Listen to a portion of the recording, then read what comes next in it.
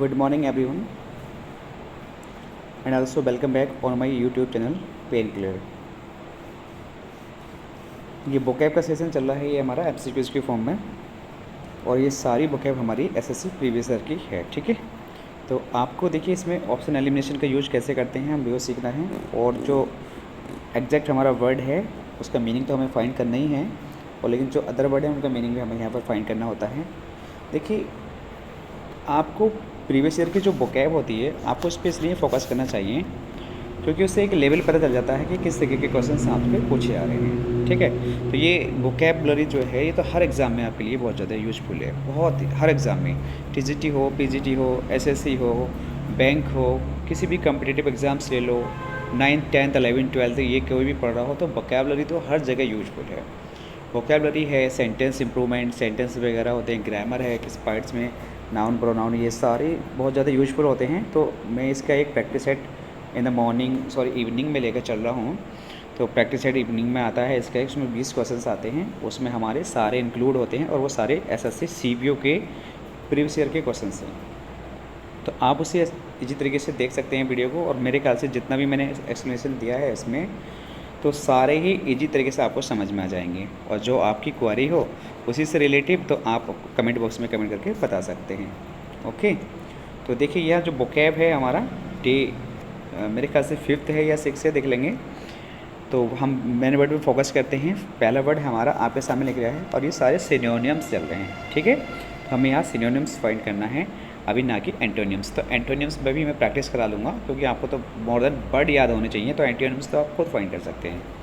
ठीक है, तो वर्ड है हमारा इरिवोकेबल। इरिवोकेबल हमने पीछे भी एक वर्ड आया था, इसका मतलब होता है अपरिवर्तनीय।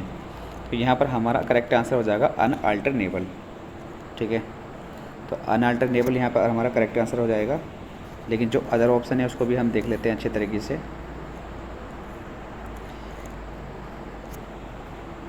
देखिए डन आप जानते ही हैं,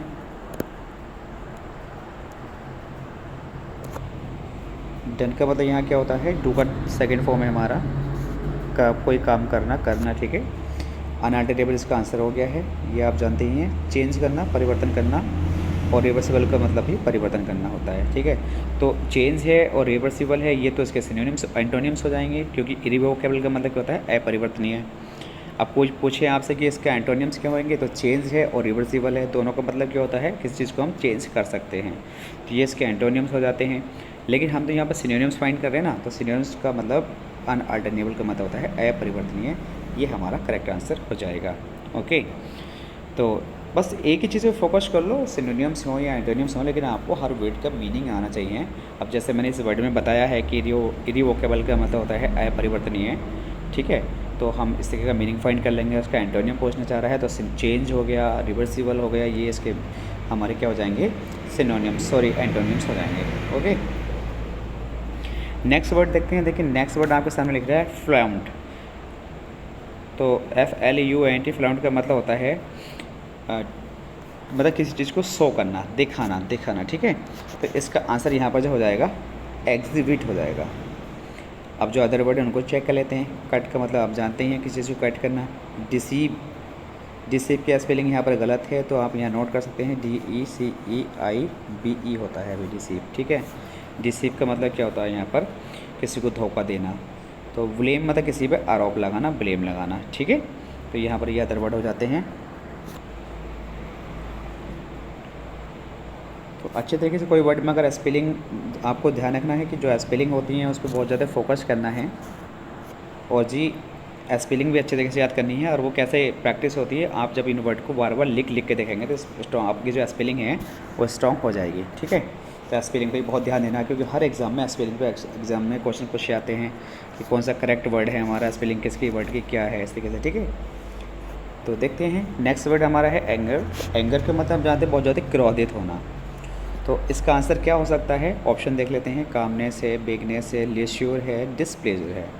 तो कामनेस का मतलब होता है बहुत ज़्यादा शांतिपूर्ण, मतलब ठीक है, बहुत ज़्यादा शांत रहना। ठीक है, शांत रहना, या और उसे कहते हैं मतलब उसे और कुछ कह सकते हैं, मतलब अपने आप पर आत्म संयम रखना, बहुत ज़्यादा साइलेंट रहना।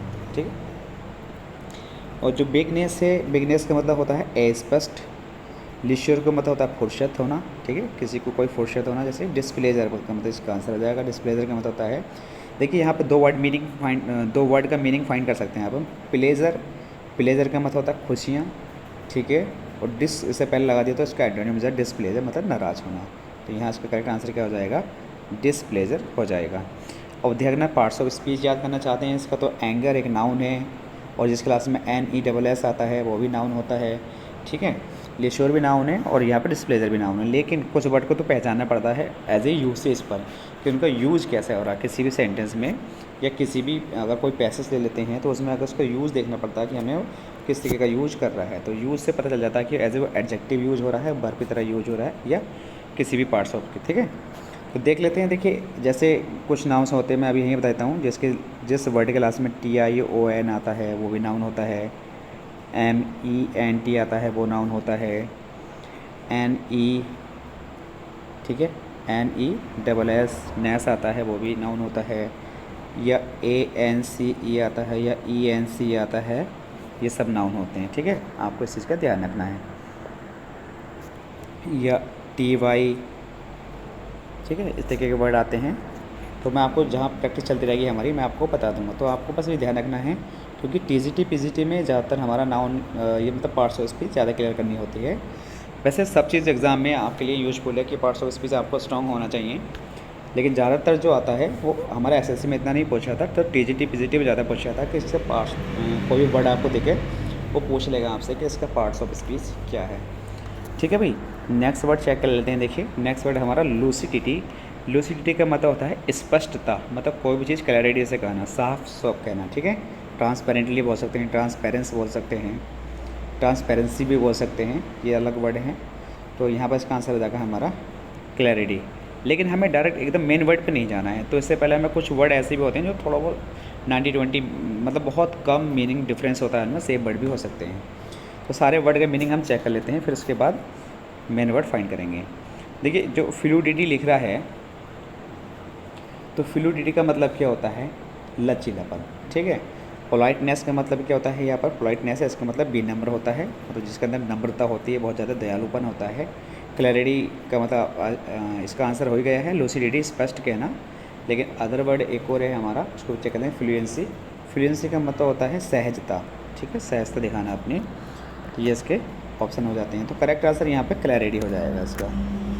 तो करेक्ट आंसर इसका क्लैरिटी। ओके, नेक्स्ट वर्ड देखते हैं। नेक्स्ट वर्ड है हमारा सब्जुगेट। इसका मतलब होता है किसी चीज़ को जीत लेना या किसी चीज़ को अपने अधीन कर लेना, ठीक है। तो यहाँ देखते हैं, कैप्चुलेट का मतलब होता है कि आत्मसमर्पण करना, मतलब अपने आप को पुलिस के अंडर कर देना, मतलब समर्पण कर देना, ठीक है। कॉन्क्योर का मतलब जीतना होता है, किसी पे विजय पा लेना। स्ट्राइक आप जानते हैं, स्ट्राइक का मतलब किसी से टकराना। और कन्फ्यूज़ भी जानते हैं आप, कन्फ्यूज करना, परेशान करना, ठीक है। तो यहाँ पर करेक्ट आंसर हो जाएगा ऑप्शन नंबर बी है हमारा, कन्क्योर। नेक्स्ट वर्ड देख लेते हैं। नेक्स्ट वर्ड आपके सामने इंडिक्ट लग रहा है, और इंडिक्ट का मतलब क्या होता है, किसी पे अभियोग लगाना या चार्ज लगाना, ठीक है। ऑप्शन चेक कर लेते हैं इसके। ऑप्शन है इसका इम्प्लीकेट, एल्यूड, चार्ज या मैनिफेस्ट, ठीक है। तो देखते हैं अभी इंडिक्ट का मतलब क्या यहाँ पर निकल सकता है। तो इम्प्लीकेट का मतलब देखिए होता है किसी को किसी जाल में फंसाना। एल्यूड का मतलब किसी चीज़ से बचना। चार्ज का मतलब अभियोग लगाना। मैनिफेस्ट का मतलब होता है यहाँ पर मतलब किसी चीज़ की विजय पा लेना, ठीक है। सॉरी, ये वर्ड होता है हमारा, मैनिफेस्ट का मतलब ये नहीं होता है, थोड़ा ध्यान नहीं आ रहा है, तो मैं अभी बता देता हूँ, मेरा एक मिनट गूगल पे चेक करके। या आप देखिए किसी वर्ड में जिसमें डाउट होगा मेरे को 100% या थोड़ा बहुत भी डाउट होगा तो मैं उसमें आपको बता दूंगा। जो वर्ड मेरे 100% क्लियर है तो वो आपको सामने मैं बिल्कुल स्पष्ट बताऊंगा, कोई गलत नहीं बताऊंगा। लेकिन जो वर्ड में डाउट आएगा, मेरे को बाई चांस ध्यान नहीं आता है कभी उसका मीनिंग, तो मैं उसको थोड़ा सा डाउट होगा तो उस पर आप अपने गूगल पर चेक कर सकते हैं, ठीक है। फिर भी मैं इसका मीनिंग बता देता हूँ। देखिए, तो इसका मतलब होता है प्रदर्शित करना। मैनिफेस्ट का मतलब क्या होता है यहाँ पर, प्रदर्शित करना, शो करना किसी चीज़ को, ठीक है। तो आई होप समझ में आ रहा होगा। देखते हैं नेक्स्ट वर्ड क्या हो सकता है हमारा, बिहेवियर। बिहेवियर का मतलब क्या होता है आप जानते हैं अच्छे तरीके से। बिहेवियर का मतलब होता है हमारा जो आचरण होता है, व्यवहार होता है, ठीक है, कंडक्ट होता है। तो आंसर यहाँ पर कंडक्ट हो जाएगा वैसे इसका। लेकिन देख लेते हैं ऑप्शन का एलिमिनेट, कंडक्ट का मतलब व्यवहार होता है, ब्लेसिंग आशीर्वाद देना, किसी को ब्लेस करना, इच्छा जाहिर करना। करेक्टर हमारा चरित्र होता है। रेस्पॉन्स किसी को जवाब देना, जवाबदेही होना।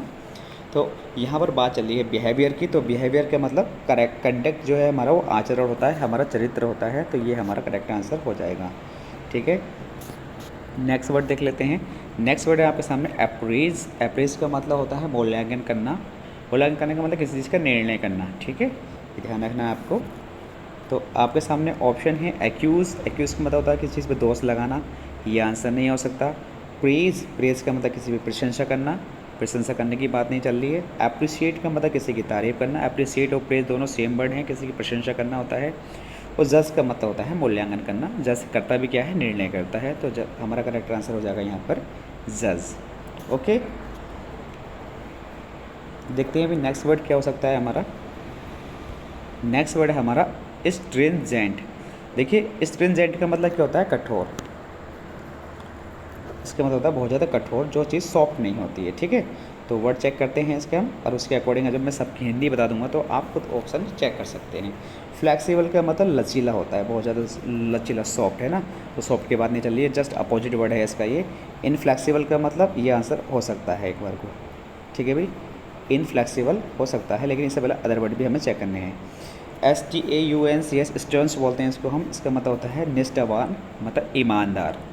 ठीक है, निष्ठावान या ईमानदार, बिल्कुल सच्चा व्यक्ति। टफ का मतलब होता है कठिन। तो कठिन का मतलब कठिन और कठोर में बहुत ज़्यादा फ़र्क है, ध्यान रखना। कठोर अलग होता है, जो बहुत ज़्यादा मतलब टफ होता है, कटता नहीं है, जिससे मतलब ऐसा समझ लो जो चीज़ मुलायम ना हो, बहुत ज़्यादा सॉफ्ट हो, कठोर हो। और टफ का मतलब हो गया बहुत ज़्यादा मतलब क्वेश्चन टफ है मेरा, ये मुझसे सॉल्व नहीं होगा, ऐसे कैसे बोलते हैं ना, तो उसमें डिफरेंस आप क्लियर कर रहे होंगे। तो इसका आंसर हो जाएगा यहाँ पे इनफ्लैक्सिबल।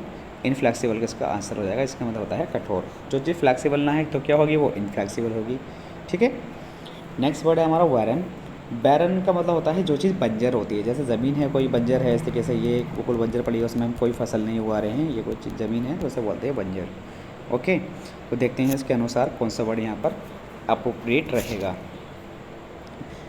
फर्स्ट वर्ड है इसका गुड। गुड एक एडजेक्टिव है, आप जानते हैं अच्छा होता है, इसका मतलब होलशम हमारा हेल्थ से रिलेटेड होता है, स्वास्थ्यकार या पौष्टिक। ठीक है, हेल्थ जो हमारी हेल्थ होती है उस हेल्थ से रिलेटिव वर्ड होता है होलशम।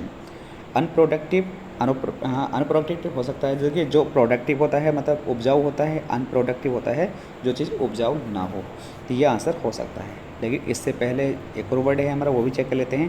प्रॉफिटेबल मतलब लाभदायक होना, तो इस तरह की बात नहीं चल रही है, तो करेक्ट आंसर हमारा ऑप्शन नंबर 3 हो जाएगा, अनप्रोडक्टिव। ओके, तो ये हमारे आज के 50 वर्ड थे एज ए MCQs की फॉर्म में। देखिए 10 वर्ड हैं, 4 इनके ऑप्शन लेते हैं, तो हम इनको 50 वर्ड कंसीडर करते हैं।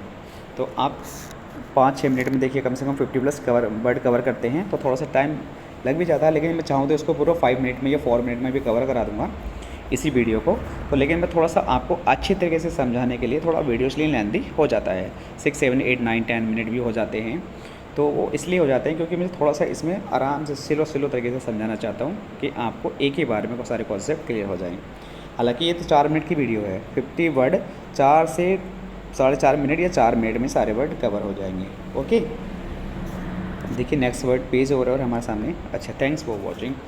तो ये देखिए आज के वर्ड थे, आप इनको अच्छे तरीके से प्रैक्टिस कर लेना। आई होप बहुत समझ में आ रहा होगा, बहुत अच्छे तरीके से समझ में आ रहा होगा। लेकिन ये जो वीडियो है आप इसको चाहें वर्ड्स को नोट भी कर सकते हैं। अगर नोट करने से बचना चाहते हो तो मेरे इस चैनल पे जाके और एक प्लेलिस्ट मैंने क्रिएट करी है, प्लेलिस्ट में जाके आप सारी वीडियो वहाँ पर सारी वीडियो का एक कलेक्शन मिल जाएगा, आप वहाँ से जाके सारी वीडियो को आसानी से देख सकते हैं। और इन वीडियो को बस 2 से 3 बार देखो, बार बार मतलब देखते रहना। जैसे कि आज हमने एक वीडियो देख ली है, तो एक वीडियो देखने के बाद एक दिन छोड़कर उससे अगले दिन को फिर इस वीडियो को देख लेना। फिर मतलब 4 से 5 बार 10 दिन के गैप में 4 से 5 बार एक वीडियो को हम देख लेते हैं, तो ये वोकैब आप जल्दी से भूलेंगे नहीं बिल्कुल भी। ठीक है, तो थैंक यू गाइस।